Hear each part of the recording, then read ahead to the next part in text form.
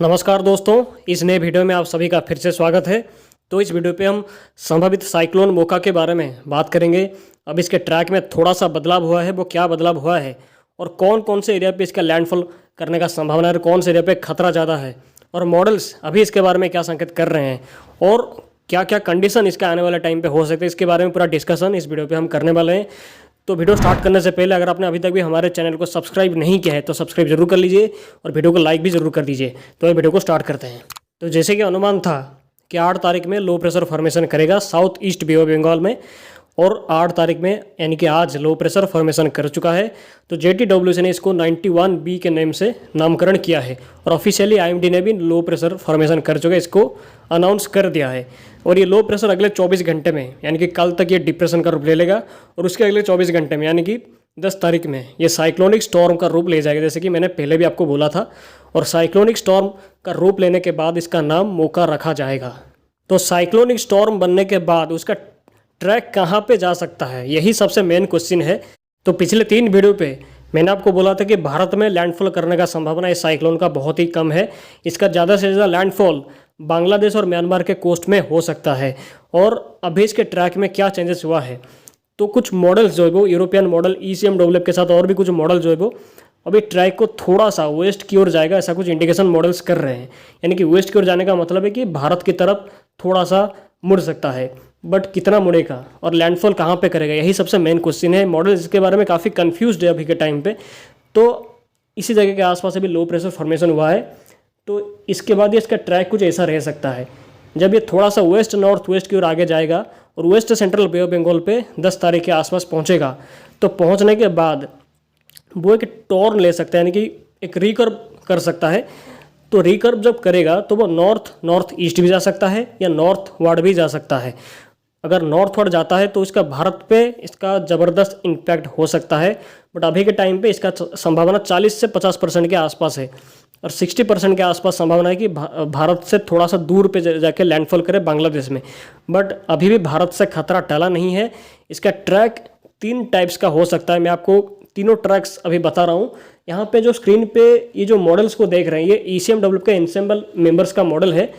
तो इसमें अगर हम देखेंगे तो ज़्यादा से ज़्यादा ट्रैक जो है वो म्यांमार से लेकर बांग्लादेश के बीच में जा रहा है, यानी कि चिट्टागोंग के आसपास काफ़ी सारा जो ट्रैक्स है वो मॉडल्स अभी इंडिकेशन कर रहे हैं। और कुछ ट्रैक्स जो है वो म्यांमार के साउथ भाग पे भी जा रहा है और पूर्वी भारत के आसपास भी कई सारे ट्रैक्स हम देख ही सकते हैं कि भारत भी अभी इससे सेफ नहीं है, क्योंकि लगातार इसका ट्रैक थोड़ा सा पश्चिम की ओर लगातार हो रहा है।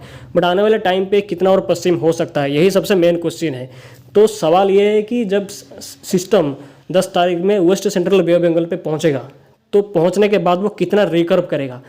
अगर ज़्यादा रिकर्व कर लेता है तो भारत के मेन लैंड से दूर चला जाएगा और म्यांमार बांग्लादेश में लैंडफॉल कर सकता है। बट अगर इसका रिकर्व हुआ, अगर इतना ज़्यादा टॉर्न नहीं लेके ओनली नॉर्थवर्ड गया, तो इसका संभावना हो सकता है कि भारत में लैंडफॉल भी कर सकता है या ज़बरदस्त इम्पैक्ट भी दे सकता है। तो आप यहाँ पे स्क्रीन पे 3 ट्रैक्स को देख रहे हैं। ये तीनों ट्रैक मैंने डिज़ाइन किया है। अभी का मॉडल को एनालिसिस करने के बाद ये तीनों ट्रैक्स का डिज़ाइन किया है कि तीनों ट्रैक्स में से कुछ भी ये फॉलो कर सकते हैं सिस्टम, ये साइक्लोन। सो पहला ट्रैक को अगर हम देखेंगे तो ये यहाँ से रिकर्व करके सीधा म्यांमार और बांग्लादेश के आसपास कहीं पे हिट करने का संभावना रहेगा, ये ट्रैक्स हो सकता है। दूसरा ट्रैक ये बोलता है कि ये west central Bay of Bengal पे आने के बाद ये नॉर्थ वेस्ट पहले मूव करेगा, उसके बाद ये नॉर्थ ईस्ट और जाके डायरेक्ट बांग्लादेश के सुंदरबन के आसपास या बांग्लादेश के चिट्टागोंग के आसपास कहीं पर भी लैंडफॉल कर सकता है। इसका संभावना अभी के टाइम पे सबसे ज़्यादा दिखाई दे रही है। और लास्ट ट्रैक ये बोलता है कि ये भारत की तरफ थोड़ा सा मुड़ सकता है और मे भी भारत में कहीं पर भी लैंडफॉल थोड़ा करके वेस्ट बंगाल या बांग्लादेश की ओर भी जा सकता है। इसका संभावना थोड़ा सा कम है, 30 से 40% के आसपास है। बट ये जो बीच वाला ट्रैक है जो कि बांग्लादेश में लैंडफॉल का, इसका संभावना अभी के टाइम पे बहुत ज़्यादा है। और म्यांमार पे लैंडफॉल का संभावना अभी के टाइम पे थोड़ा कम दिखाई दे रहा है कि इसका ज़्यादा ट्रैक्स अभी बांग्लादेश की ओर शिफ्ट हो रहा है। तो अगर ये पहला वाला ट्रैक फॉलो करता है तो इसकी वजह से भारतीय हिस्सों में कोई भी खास इम्पैक्ट आपको देखने को नहीं मिलेगा।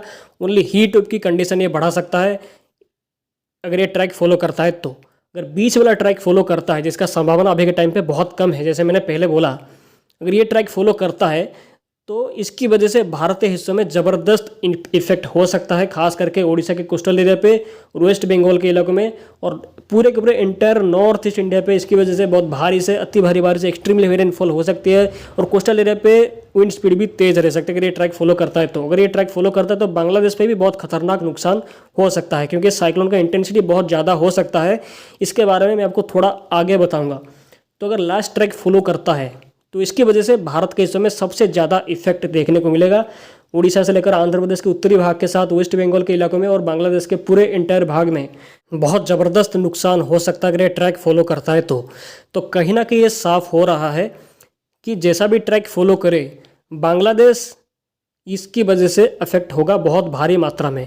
पहला ट्रैक फॉलो करेगा तो भी जाएगा, दूसरा ट्रैक फॉलो करेगा तो भी होगा, तीसरा ट्रैक फॉलो करेगा तो भी होगा। बांग्लादेश सेफ बिल्कुल भी नहीं है। बांग्लादेश बहुत ही खतरनाक रिस्क जोन पे अभी के टाइम पे है और नॉर्थ ईस्ट इंडिया भी इसके साथ रिस्क जोन पे है। बट इसका एक्चुअली ट्रैक क्या रह सकता है? तो मेरा अनुमान के हिसाब से इसका ट्रैक सबसे जो बीच वाला ट्रैक मैंने अभी डिज़ाइन किया है, ये बीच वाला ट्रैक होने का संभावना सबसे ज़्यादा है। इसका संभावना है कि ये west central Bay of Bengal पे आने के बाद ये मुड़ सकता है थोड़ा, क्योंकि भारत में अभी कुछ कंडीशन ऐसी है जो कि सिस्टम को ज़्यादा वेस्ट की ओर आने नहीं देगा, क्योंकि जो ड्राई विंड्स के साथ नॉर्थ वेस्ट से जो गर्म हवा आ रही है वो उस साइक्लोन को थोड़ा रिकवर करने में मदद भी करेंगी। उसके साथ यहाँ पर रेज का कंडीशन भी क्रिएट हो रही है जिस वजह से सिस्टम को रिकवर करने में काफ़ी मदद मिल रही है। तो रीज क्या है जो आप यहाँ पे जो सब येलो लाइन को देख रहे हैं, ये जो रीज है अगर ये नीचे की ओर ज़्यादा आता है तो वो साइक्लोन को जल्दी रिकर्व करा देगा। अगर ये येलो लाइन अगर ऊपर रहता है तो साइक्लोन ज़्यादा वेस्ट नॉर्थ वेस्ट मूवमेंट कर सकता है। बट ये आने वाले टाइम पे पता चलेगा कि इस रीज जो है वो कितना ज़्यादा नीचे आता है या ऊपर जाता है। अगर ऊपर जाएगा तो भारत की ओर आएगा, अगर नीचे रहता है तो वो ज़्यादा रिकर्व कर जाएगा। अभी का प्रोजेक्शन के हिसाब से रीज थोड़ा सा रिकर्व करने में इसको मदद करेगा, बट ये चेंज भी हो सकता है कि रीज को प्रिडिक्ट नहीं कर सकते साइक्लोन की जैसे, क्योंकि साइक्लोन भी अपने ट्रैक को लगातार चेंज कर रहा है। तो यहाँ पे कन्फ्यूजन बस यही है कि जब ये system west central Bay of Bengal के आसपास पहुँचेगा साइक्लोनिक स्टॉर्म का रूप लेकर 10 तारीख में, तो 10 तारीख में आने के बाद वो कैसा कंडीशन का सामना करता है, कितना स्ट्रॉन्ग होता है और वो कितना रिकर्व करता है। अगर ज़्यादा रिकर्व कर गया तो वो बांग्लादेश म्यांमार की ओर पूरा चला जाएगा, अगर कम रिकर्व करता है तो भारत को इम्पैक्ट कर सकता है। इसके बारे में मॉडल्स का सहमति नहीं, मॉडल्स इसके बारे में अभी कैप्चर नहीं कर पा रहे हैं कि सिस्टम कितना रिकर्व करेगा। कुछ मॉडल तो ये भी दिखा रहे हैं कि ये आंध्र प्रदेश को हिट भी कर सकता है। तो इसीलिए ट्रैक में अभी काफ़ी वेरिएशन है, कुछ बोल नहीं सकते कि कहाँ पे साइक्लोन जा सकता है। बट उड़ीसा से लेकर वेस्ट बंगाल और नॉर्थ ईस्ट इंडिया के साथ बांग्लादेश म्यांमार इन सभी हिस्सों में खतरा अभी के टाइम पे बहुत ज़्यादा है। कहीं पर भी कोई खतरा हम रूल आउट नहीं कर सकते, क्योंकि इन तीनों ट्रैक्स में से कोई भी ट्रैक ये फॉलो कर सकता है। क्लियर पिक्चर 10 तारीख में ही आएगा। तब 10 तारीख हम पहुंच जाएंगे, तो 10 तारीख में जब cyclone west central Bay of Bengal पे पहुंच जाएगा तो पहुंचने के बाद इसका ट्रैक के बारे में सटीकता मिलेगी कि हाँ एक्चुअली कौन सा ट्रैक ये फॉलो कर सकता है। क्योंकि जब रिकर्व करेगा तो रिकर्व पे ही मॉडल कन्फ्यूज है कि कितना रिकर्व करेगा, कम करेगा या ज़्यादा करेगा, यही पे ही मॉडल्स कन्फ्यूज है। तो ये बहुत नॉर्मल सी बात है कि मॉडल्स ऐसे में बहुत कंफ्यूज होते हैं, क्योंकि एक कंप्यूटर मॉडल्स 5 दिन तक ही फोरकास्ट कर पाते हैं अच्छे से। उसके बाद उनके ट्रैक में इंटेंसिटी में हर एक चीज़ में काफ़ी एरर होता है, क्योंकि डाटा का अभाव होता है। 5 दिन तक ही अच्छे से डाटा उनको मिल पाता है। तो यहाँ तक हम साफ हो चुके हैं कि साइक्लोन बनेगा और west central Bay of Bengal तक ये सिस्टम आएगा। तो उसके बाद वो कितना रिकर्व करेगा, यही पे मेन क्वेश्चन है, जो कि 10 तारीख तक ये चीज़ क्लियर हो जाएगा। 10 तारीख तक ये पता चल जाएगा कि तीनों ट्रैक में से कौन सा ट्रैक ये फॉलो करेगा। बट बीच वाला ट्रैक फॉलो करने का संभावना अभी के टाइम पे सबसे ज़्यादा है। तो आईएमडी ने अपना ट्रैक जारी कर दिया। आईएमडी के हिसाब से वेरी सीवियर साइक्लोन स्टॉर्म से ज़्यादा इंटेंसिटी हासिल भी कर सकता है और भारत को स्किप करके म्यांमार और बांग्लादेश की ओर भी जा सकता है। ये आईएमडी का ट्रैक आप स्क्रीन पर देख रहे हैं।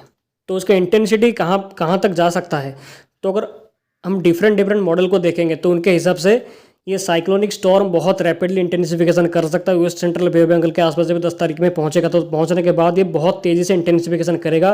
कंडीशन काफ़ी फेवरेबल है, जिस वजह से सिस्टम बहुत रैपिडली इंटेंसिफिकेशन कर सकता है। साइक्लोनिक स्टॉर्म से very severe cyclonic storm only एक ही दिन पे हो सकता है और उसके बाद वो एक्सट्रीमली सीवियर साइक्लोनिक स्टॉर्म से लेकर सुपर साइक्लोनिक स्टॉर्म तक भी ये कंडीशन जा सकता है। मैं आपको डरा नहीं रहा हूँ, काफ़ी कंडीशन फेवरेबल है इस सिस्टम को सुपर साइक्लोनिक स्टॉर्म तक पहुँचाने के लिए, काफ़ी कंडीशन फेवरेबल है। तो अगर ये सिस्टम बांग्लादेश या म्यांमार से लेकर भारत में कहीं पे भी लैंडफॉल करता है तो बहुत खतरनाक नुकसान इसकी वजह से हो सकता है, क्योंकि super cyclone storm extremely severe cyclone कोई भी बहुत घातक होता है, बहुत खतरनाक होता है, बहुत भीषण तबाही इसकी वजह से होती है। तो इसीलिए उड़ीसा से लेकर वेस्ट बंगाल, बांग्लादेश, म्यांमार तक हर एक हिस्सों में सतर्कता रखने की काफ़ी ज़रूरत है, क्योंकि सिस्टम कहीं पर भी जा सकता है। हालांकि इसका संभावना उड़ीसा में या वेस्ट बंगाल में लैंडफॉल करने का संभावना भी थोड़ा सा कम है, बट चांसेस रूल आउट भी नहीं कर सकते। बट बांग्लादेश बहुत ही रिस्क जोन पे अभी के टाइम पे आ रहा है, तो बांग्लादेश के लोगों को सतर्कता रखने की काफ़ी ज़रूरत है। तो 2 दिन के बाद 10 तारीख के आसपास हमें क्लियर ट्रैक का डाटा मिल सकता है कि साइक्लोन एक्चुअली कहाँ पे लैंडफॉल करेगा, कितना भारत से कितना डिस्टेंट होकर जाएगा, हर एक चीज़ के बारे में 10 तारीख तक खबर मिल जाएगी।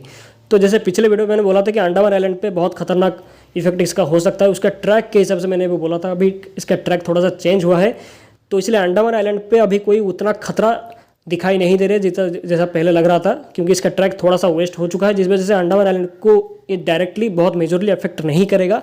बट हाँ, भारी वजह से अति भारी बारिश अंडमान आइलैंड के कई हिस्सों में हो सकती है। कल से ही बारिश इंक्रीज हो जाएगी, जो कि 13 तारीख तक कंटिन्यू कर सकता है।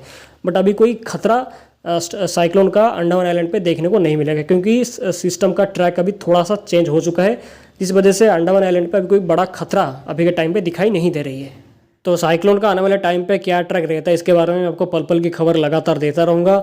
या आने वाले टाइम पे क्लियर होगा कि कौन से ट्रैक है वो फॉलो करता है, कितना डिस्टेंस से होकर जाता है, भारत के समय कैसा इंपैक्ट इसकी वजह से होता है, इसके बारे में 2 दिन के बाद पूरी तरह से सटीक जानकारी हमें मिल सकती है। तो इस वीडियो पे अभी के लिए इतना ही। आप सभी का बहुत बहुत धन्यवाद।